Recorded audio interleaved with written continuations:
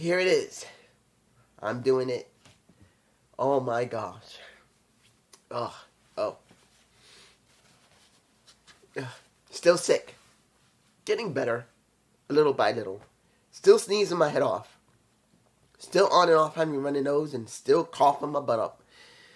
But at least it's getting there. Unlike what I can say with Impact. Guys, when I watched this show, I was hoping it would be good. I was hoping that it wouldn't have to, tear it apart a bit. Hang on.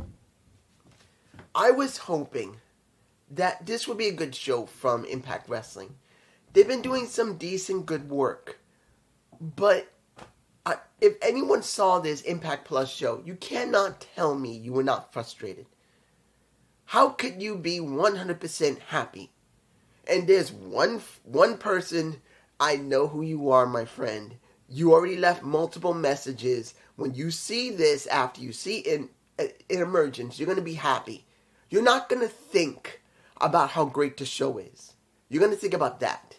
But as a reviewer, my friend, and everyone else, I got to evaluate this promotion for what it does. Look, I know Impact does not have the budget of AEW and WWE, but they got a budget where they can make sure they get competent people. I'm sorry. When you look at the show, camera work was still bad. And they couldn't even bother to make sure that whoever was running production to realize, maybe we should do a couple of matches before we bring people in. Maybe we should see if the camera work is going to look good in dark lighting. Maybe it will really be great. Maybe making sure the entire arena is lit. Because the majority of the arena... You see, I'm getting angry and I'm trying not to because it's going to make me cough or sneeze. Or get runny nose. One of them could happen. Guys, the lighting was so bad on the outside. It was unwatchable. When they went on the outside, I didn't pay any attention. Because I could barely see anything until someone decided after the first two matches to actually start lighting the outside with lights overhead. Turning them on when they needed. Who was the idiot who did that? I don't care who it was. Someone thought that turning the lights on when they went outside was the wisest thing to do. When they should have just left it on. I don't get it. And I do not, and a couple of you guys, and you always leave comments. If you watch it, tell me. I don't want to hear you say, this is stupid. Why can't they get it right? I want to know what parts you thought, like I did. Do not tell me anything other than what you did. And I'm not saying you're copying me. I'm just saying I want to hear how upset you were, or it was great. And I'm going to ask you how. What part was great with the camera and the lighting? Tell me. Even the audio for the interviews was bad. They did multiple interviews in the back with Gia, who was so cute. But it didn't make any difference because it was so echoey. It was echoey. This isn't the first time. This is why I do not understand what is wrong with their production team. I don't understand. This isn't about once in a while they make a mistake. Or once in a while the audio's not great. This is every single time, and they never used to be this bad. Let's move on to the first two matches. Kick off. Alan Angels versus Speedball Mike Bailey. The major problem with me, the lighting, they were mostly outside and I couldn't watch it. And then when they were inside, they were always aiming the camera in such a bad way that I could not even see what was going on in the ring. You literally did not learn anything, Impact. You have very fast-paced wrestlers. Why couldn't you just do... Look, is it that hard? Guys, if anyone says they don't have the same budget as WWE, of course they don't. They don't have the same budget as Impact with AEW. Of course they don't. But look, see my face? Is it that hard? What is that, $500? Or is it just one of your own production team. See? Getting angry. Their own production team. I don't understand. They know they have very fast-paced wrestlers, and they still want to keep doing very close-up views of people, hands, backs, faces, when they know they can't do that. It makes no sense. If an Impact representative really cared about what the fans think of, tell them to look here and listen to this. When is it great for people at home? When the camera is like this majority of the time, or zooming in and out, or even more important, your men or women are not even positioned correctly at the sides of the ring. When they keep aiming at people's backs, and worse yet, the people who are running the cameras in the production area who's going to splice this together don't realize they got to show faces. Most of those people worked in WCW or WWE or ECW or any other promotion. You cannot tell me they don't know how to use equipment that could be $100 to $200 to $500,000. Come on. In the end, Bayley won. I wasn't surprised. We haven't seen enough of Alan Angels, unfortunately. Yes, he is now becoming the rock star of Impact Wrestling, but they still need more work. The match I like between the two here was the Good Hands versus Uemura and Joe Hendry, or should I call them Joey, Joya.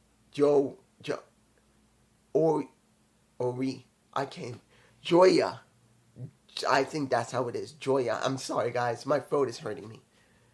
Joya. I want to put images in here so badly, but I'm just going to upload this. You're seeing Yuya Uemura trying to learn how to be a character. I think it's the first time he had to be something so different than what he's normally used to in New Japan Pro Wrestling or New Japan Pro Strong. Trying to go like this. It's obvious this was not something he's used to. But he was trying. And it was fun. And it's the beginning of something. Yoya, I truly believe, could become a tag team people will really love. They need to work on their teaming. They need to work on their characters. I do believe with time, both of them will work together very well. The match was fun. It's not about the match. It was about their attitude after the match. When they got the team to really get over. And when it was all over and they were about to do the next match, which was the main event. The first match, the main card, not main event. The main card, you see Gia feeding into when Uemura grabbed the mic and said, "Say what we need you to say." And she said, she said it. Yoya, that saying it cute and sexy. I know with time, Uemura is going to get way more better when it comes to character development. If he is willing to open himself. It's not just about him learning how to speak better English.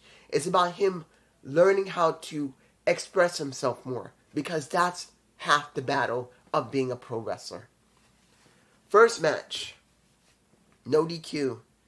Eric Young versus Diener. I didn't know how to feel about this match. The lighting was still bad. The camera was this time a little better. But I didn't know what this was going to lead to. They really need someone extra there to help Eric Young. He won the match, but he got his butt kicked. The question is going to be, is he going to try and convert Khan to being a good guy? Or is there going to be somebody that's going to be there for him because the design won't stop? I'm just saying.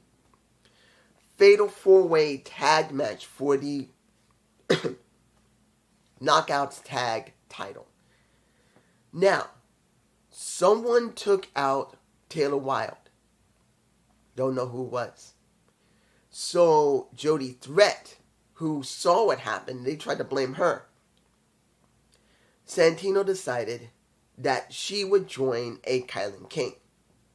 So we get Kylan King and Jody Threat.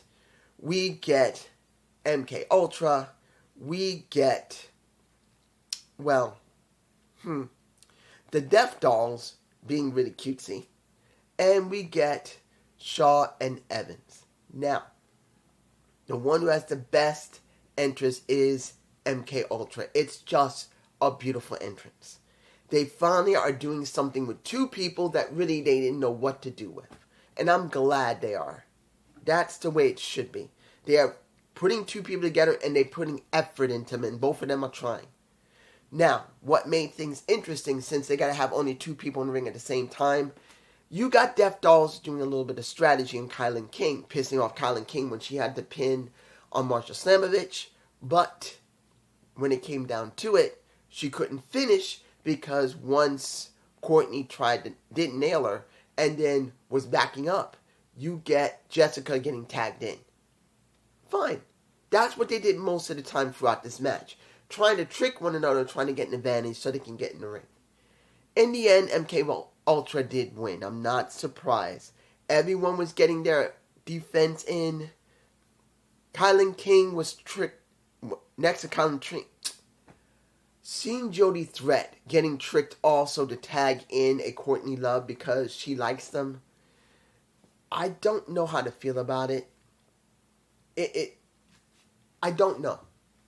I still feel like Jody Threat should be a heel, but this is what you get. Now, Kenny King versus Johnny Swinger. Yes, my friend, I know you're watching this video, but I don't know how many days later you're going to watch it because you haven't seen the Emergence yet. This is it for you. And what did I tell you? What did I say to you? I know that there's one guy who loves Johnny Swinger. I say this again, and no disrespect to him. If he was a woman, he would marry Johnny Swinger because he loves Johnny so much. He's a true fan.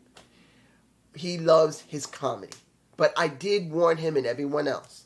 There's a very strong possibility that Johnny Swinger would get his ass handed to him in a very bad way. Now, taking away from that, the interview with Gia, even with the echo being there, was a good one, talking about his real life, how he got into the wrestling business, basically setting up the ring and literally sleeping under the ring at one point or sleeping with turnbuckles as a pillow. He legitimately was willing to do anything to get into wrestling. So I commend him. And I wish I had not made the mistake and I own this. Because at the time when Disco Inferno was still known to be working with Impact, and he comes in, I thought he was. I made the mistake. I'm willing to own that. Because I'd never seen Disco Inferno. And I'd never seen Johnny Swinger. I didn't see ECW, so there you go. I thought they were both the same person. That was my mistake. That someone told me, and I owned it. I have no problem with it. So I'm very glad to know the difference. Because when the match happened, yes, we still got a lot of comedic work from Johnny Swinger. But the interview was real. And I liked it. As I said, make Johnny like Santino Marella and make him honestly trying to do something. And at least in this one interview, we got that. The match itself was mostly comedic. I was not surprised. Did we get Shoten Gene interfering? Yes, we did. Did we get Johnny Swinger trying to cheat? Yes, we did. Did we get a Rebel in a Heath trying to help? Yes, we did. Johnny almost got the pin, but in the end, he got beat. And then he got beat bad. It wasn't that he just got beaten up and Kenny King got what he wanted. I told you there was going to be a fight. And what happened? We got Kenny King demolishing him afterward, kicking him in the face, kicking him so much he started bleeding from the head. He was beating the living shit out of him. Then when the refs came out, and this is where it gets embarrassing, my friend, you know who you are. When they have to call the refs in for a small altercation like that, because he didn't try to put him through the ring like a Kane would. He didn't try to drag him outside and throw him on the steel steps or put him through a table. Literally, he just hammered him in the face more than a few times with Shoten Gene, and then also kicked him in the head a couple of times where he started bleeding. This was embarrassing.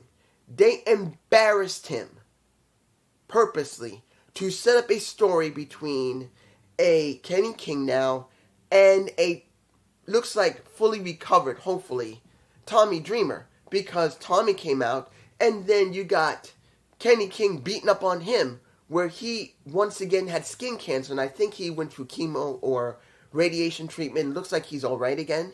So if he's getting beaten up, that means he's healthy enough to probably go in the ring again. So that's what you get with Johnny. My friend, you know who you are. The one who loves Johnny. What did I tell you? I'm sure you're going to say I was happy and laughing and everything. Until the end. I warned you. And for me personally, it would have been nice to see Johnny Swinger win if he was serious. Just once. He could be comedic after he wins the damn title. But just wants to be serious. And for the most part, we got a majority of his interview was serious. Most of the match was somewhat serious, but it was still comedic. I'm moving on. The tag match for the tag titles, Rascals versus Subculture. This match angered me. I'm going to say it now. I was fucking pissed off. I was. Because the same issue you had with Alan Angels and Mike Bailey happened here, and actually was worse. It was worse. They failed. Not only did they not light up the ring outside, where the ring skirt was on the floor, not unless they went outside, which was the dumbest thing, because they could never get the light on in time. But the camera work was so bad, we could barely keep up what was going on until they went to the hard cam. Because every time we went to the side handy cams, where the men are, it was always they were out of position. We saw backs, we saw ass. The cameras did not switch properly. You should realize when they're stop moving, switch to the one where you can see the face of. That's where most of the action is. What are you doing? You're doing wrestling with your ass? Yeah, once in a while AEW does it. Once in a while WWE does it. It happens once in a while. We understand it. But you got a production team that should understand that you have to make sure the camera work is where people at home can see it. Not this. It's 101 when you're working on TV. People want to see faces. They want to see action. We barely saw a lot of action. There was some that was good. That's when you could see it on the main camera. That main cam. And the overhead shot one. But the side cams was trash. Lighting outside was trash. Unless they were on the ramp, you didn't see shit. But I do state this. Whatever you could see, you'll like it. Subculture did well. And when you see Danny Luna, at one point, when the Good Hands came out and ABC came out after that, because they know they were hired by the Rascals, Danny Luna decided to do a splash on the Good Hands. This is one of the reasons why I like her. And now I will talk about Jordan Grace briefly, about my own feelings. But it's good to see it. In the end, the Rascals had to cheat to win, to do whatever they had to. And they won. And they've tried to get the title 6 times, guys. 6. And, excuse me. They tried to get the title 6 times over the years that Wentz, Trey, and Dez was there. They never got it. This is the first time they did. And I'm glad they did, because it was time. Now, let's go for the cinematic. Well, sort of. Which wasn't that good either. That was the old school match at Killer Kowalski's school when it came to Frankie Kazarian and Eddie Edwards. Let's make this clear. Did it have story? Yes. Was this an important story? Yes. Was the camera work good? No. They were too close to the ring. And you could barely see them wrestle. Only time you could see them do anything good was outside the rings. Because there were 2 rings in the Kowalski school. When you see the opening, when they both head to the school, both of them looking at Walter Killer Kowalski's own picture and showing the legacy of him. Actually, weirdly enough, a little fun fact. I am from someone very, very old that was almost old as Killer Kowalski. Almost. My mother would have been 3 years old. No, sorry, I take that back. Kowalski would have been 3 years old at the birth of my mother back in 1929. Shockingly enough. Yeah, I come from the older generation. My mother wasn't young when I was born. She should be in her 70s if she was alive today. She would be in the mid to late 90s. But, taking away from that, my back muscle is messed up. I think it's all this coughing is hurting my back. Or sneezing. I can't remember. Ugh. But, was what you could see good. It was alright. They were talking to each other. The very opening, before they went into the ring, before they started fighting, they were arguing about the chair of Killer Kowalski. Supposedly, Kowalski had a Pacific chair he was sitting, and it was set out, along with some old mats. My guess is they put the old Killer Kowalski mats he used to train people on, and his original chair that he used to use. So, Kaz was mad. He did not want Eddie to touch it. And that's how I got started that way. They were talking about what it meant to be a Kowalski guy. What you were taught by Killer Kowalski. What words of wisdom and what it meant to be there. And in the end, next to Alicia showing up, distracting Frankie Kazarian again, you get 100% beaten. And then, when it's all over and Kaz is heartbroken, pretty much what do we get? He gets nailed in the back by Alicia again and nailed in the face by the very picture he was looking at, the same as Eddie Edwards. So the question's going to be, is ride and die going to mean something later? Will they do something with ride and die? Now, 8-man tag. Gotta flip the page. Ugh, that hurt. The 8-man tag. I knew it was going to be an alright 8-man tag, even though I don't like 6 and 8-man tag or 10. It's very rare I like them, but they have a tendency to do that a lot with Impact, and it kind of gets annoying. So, who looked the best in the match? Lio Rush and Kushida. Ain't no lie. I'm not forgetting about Jake something and Sonata. I want to do this next. But I'm going to tell you this. Seeing Josh wrestle was okay. The person in that team that was the most important was, that they wanted to make important, was Alex Shelley. That's the person that was the most important there. And the promise he's going to have with Josh Alexander. By the time the match was almost over, and let's make it clear, once PCO came out, I really want to put images in this thing, but I'm just not feeling well. But nearing the end of the match, PCO comes out because they already drove Kateska,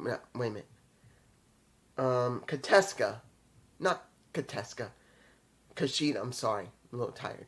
Kushida, as well as, and I'm hoping he's alright, Chris Sabin, through 2 different tables, and the one who put a...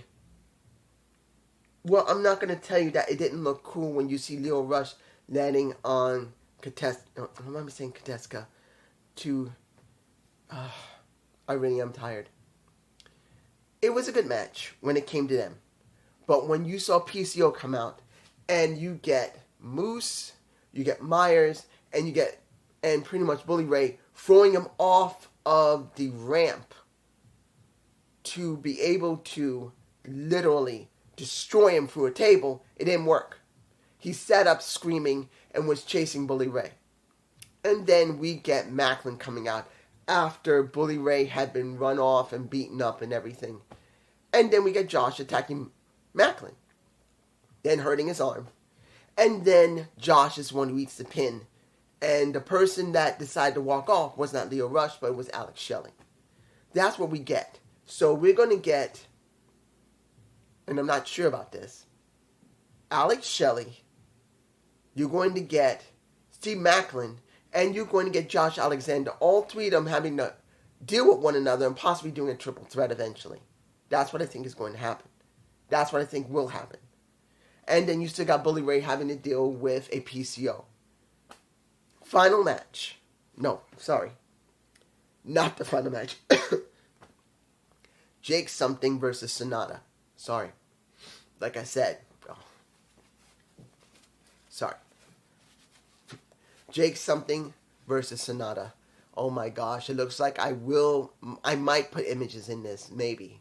Unless I'm just going to do 2 halves because there's only 5 minutes left on this camera. And I still got to talk about the main event next to Sonata. Sorry guys. I had to stop the camera. I was beginning to cough. And I was nearly 5 minutes left on the recording. So I might as well just do this.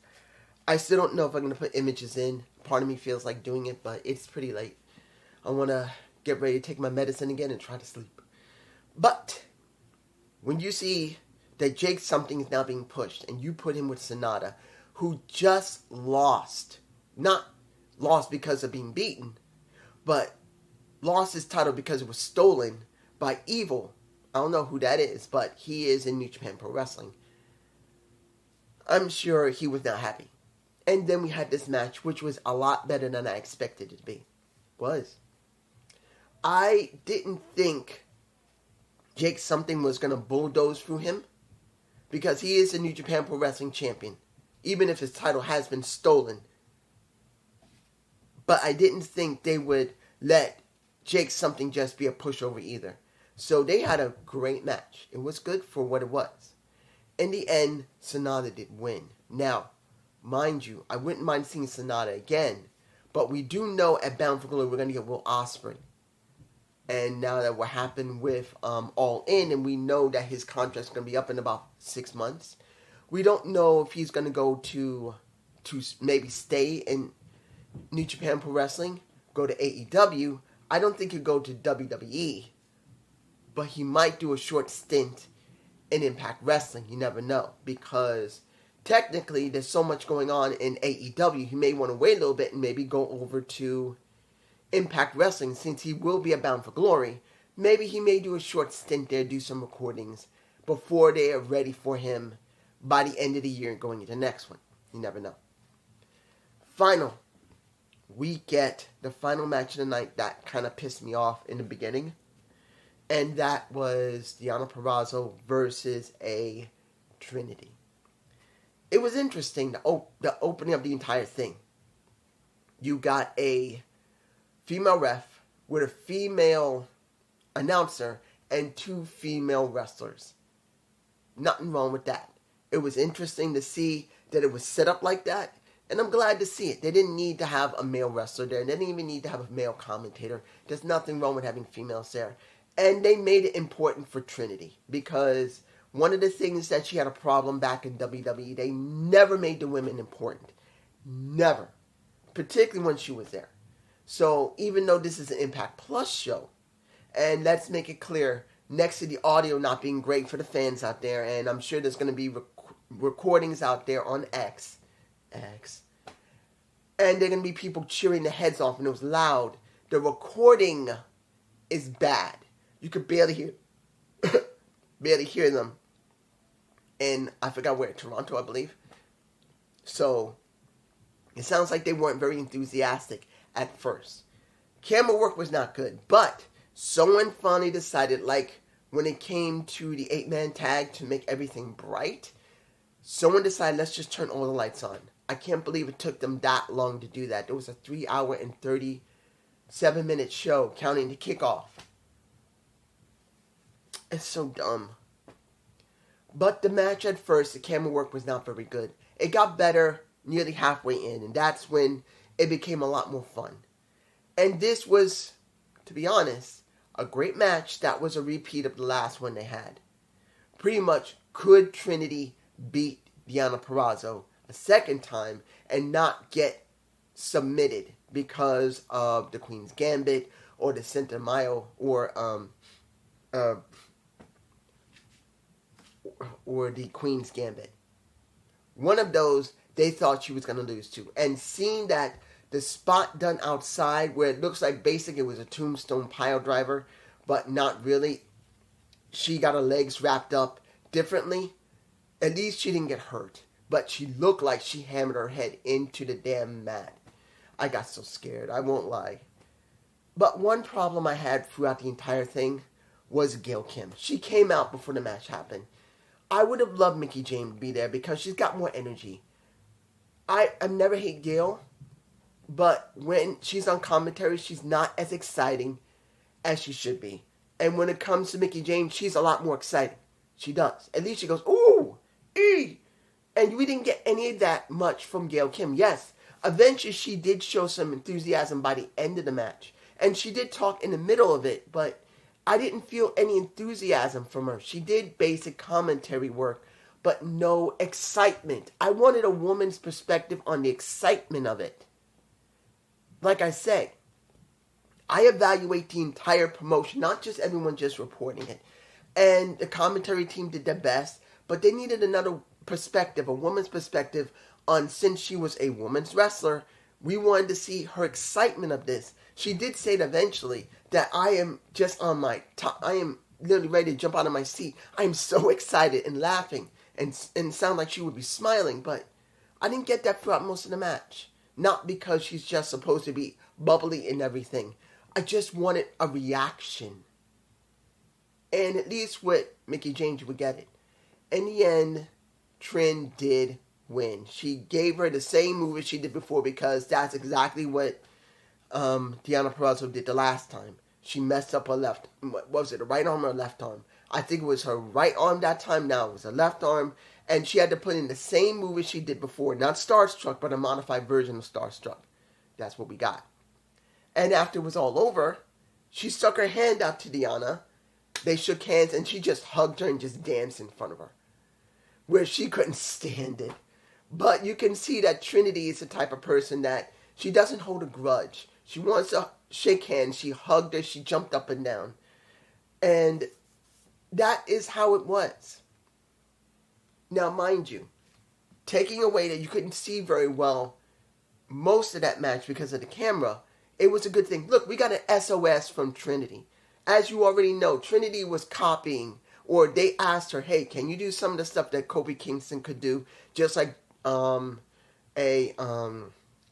was it? Just something of sexy. The John Morrison. I had to remember his name. It's been a while since he's been called that. But Kofi did what John did, and then Trinity, Naomi, did what Kofi did. And this time, we got an SOS from her, which I was fine with. The only thing she didn't do was Trouble in Paradise. But she did accomplish an SOS, which I did think that was nice. That a lot of the people she knew at the time that she probably practiced with, she's using their moves to make herself more interesting. And I got no problem. If she does a skull-crushing finale from the Miz, I don't care. If she does anything from any of the people back in WWE, I'm not going to get angry because she always had to do the same thing, as you guys know. They want you to stay the same way in WWE. They don't like you when you change. They don't. They want you to stay consistent.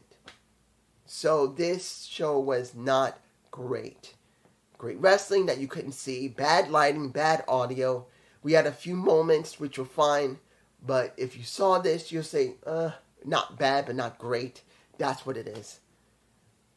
I don't know if I'm going to do NXT. I'm going to see if I can, counting on how I feel. Peace.